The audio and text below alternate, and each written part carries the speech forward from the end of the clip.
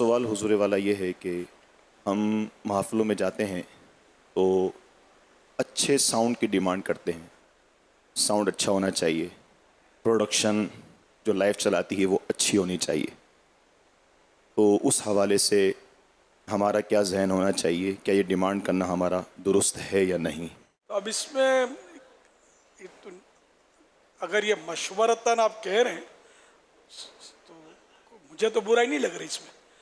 महफिल नात है, जितना बेहतर से बेहतरीन उसमें इंतज़ाम होगा, जो खिलाफ शरीयत ना हो, वाह वाह के लिए ना हो अपनी, वो अच्छा ही है। अब ये कि अच्छा ये इंतज़ाम करोगे तो मैं आऊँगा, ये नहीं होना चाहिए। तो मशवरतन हो तो कोई हर्ज नहीं है। सरकार की महफिल है, लोग अपने यहाँ शादियों में कितना खर्चा करते हैं। ऐसे ये हुजूर होता है कि बड़ी महफिल होती है, बड़ा खर्चा क्या हुआ होता है, लेकिन साउंड में बाज़ ये इतनी कमज़ोरी दिखा देते हैं, या बाज़ महफिल जिसने की है तो उसका प्रॉब्लम भी कम होता है, वो सामने वाले पे एतमाद कर लेता है। अब उसके वो ना माइक सही होते हैं ना स्पीकर सही होते हैं। उसमें भी नात खान को क्योंकि आगे भी 2-3 महफिलों में शायद जाना होता है, तो फिर वो एक ही महफिल में ही वो साउंड पर इसका गला निसार हो जाता है, तो फिर वो बेचारा आगे पोजीशन नहीं रहती। तो अगर ये महफिल करने वाले भी अगर साउंड वालों को भी थोड़ा देख लें तो ये कि नात खानों के भला हो जाएगा। इसमें महफिल करने वाले तो यहाँ सब नाथवान में मौजूद नहीं है। अगर क्या तो मतलब ये मशवरे देते रहे हो, मशवरा मशवरा क्या हम तो आएंगे, दिल आज़ारी या अगले का जेब भी देखें कि वो अफोर्ड भी कर सकता है, नहीं अच्छे से अच्छा लाएंगे तो अच्छे से अच्छा खर्चा भी मांगेगा वो। तो जो वाकई खर्चा करते हैं शख्सियत पार्टियां लोग करती हैं, इनको मशवरा दिया जा सकता है। और वहाँ पर साउंड वालों को बड़ी महफिल में,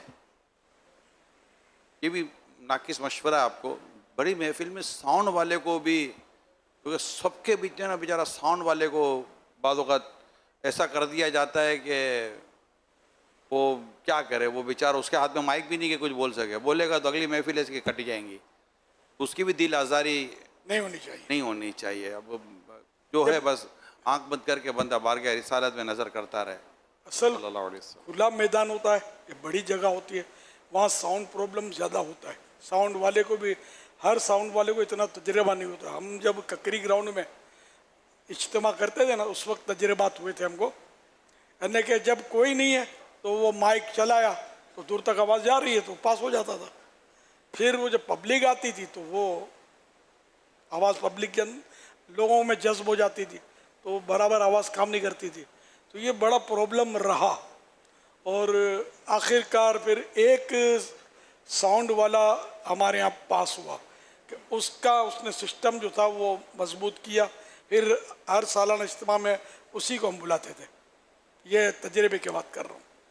तो इस तरह मतलब है कि अब महफिल जो हर साल करवाता है उसको भी तजर्बा हो सकता हो जाता हो, एक बार खड़खड़ हुई तो ये दूसरी बार उसको शायद बुलाएगा खुद ही नहीं भी बोलेंगे तो वो अच्छे से अच्छा ढूंढेगा, तो उसको तजर्बा जब हो जाएगा तो फिर ये क्या वो मैनेज हो जाएगा।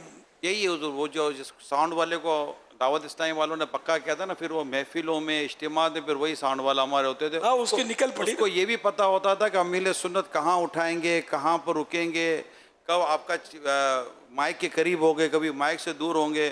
वो पूरी एक साइकी समझ गया था अमील सुन्नत की, बिलखुसूस और नात खानों की। इसलिए फिर वो हर जगह वही फिर हम साउंड वाले होते थे, उसमें भी इसी को बुलाया जाता था। फिर ये हुआ था।